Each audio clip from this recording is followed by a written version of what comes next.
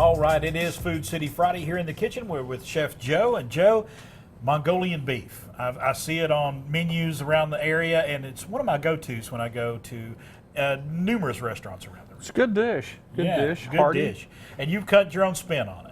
Yeah, you could call it that. Some of that from Miss Glenda's help, of course. Miss Glenda's always a wealth of yeah, information. since she's the test bed, why I usually go with her suggestions. All right. But anyway, I've already cooked up our beef here. And what I did was I tossed that with some cornstarch, right, and then some of our Food Club vegetable oil in the pan, and stir fried that up, and it's just lightly browned, right, and it'll be slightly rare until we get it in the sauce. So you're going to let it finish cooking a little further in the sauce. All and right. Then I've got I just finished these up, and we got our veggies. We got our water chestnuts, some julienned green bell pepper, and some broccoli, and that's going to be our veggie dish. I love water chestnuts. They add that crunch in there. Oh, aren't they good? Oh, they're so good. Mm-hmm. And so now we're going to make our sauce. And so we're going to start with, and there's going to be a little sizzle here. And I like the sizzle. There we go. Come on. There we go. We're going to do a couple tablespoons of sesame oil here. All right. And get that started. Then we're going to do some, and this will really fly, soy sauce, and that's There's low. the sizzle. Mm-hmm. Mm-hmm. And that is the low sodium soy sauce, and believe me, you need that. Okay. Because regular soy sauce will be too much. And then I'm going to go with 1.25 cups of a chicken stock. Okay.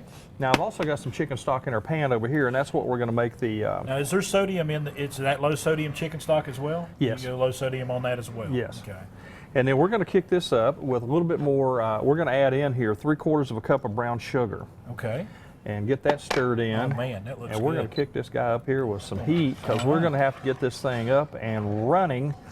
And it's got to cook. Oh, it smells wonderful. It's got to cook and thicken.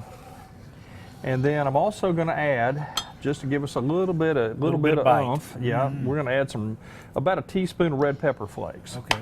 Not much. That goes a long way. Oh yeah.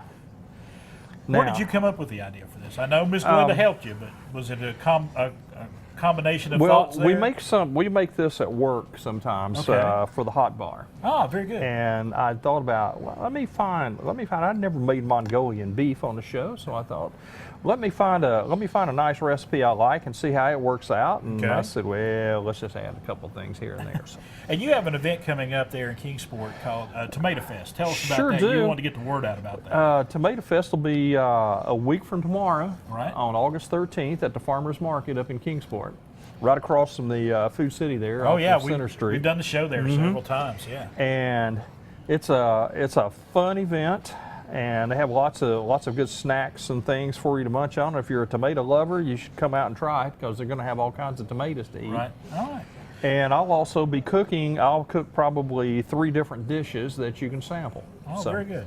All right, well, we're going to come back in just a few moments. We're going to put all of this together and get this dish on the way, Mongolian beef. And if you want more information about all the products you see here, this recipe, and a lot of other things like our Power Shopper tips, head over to foodcity.com.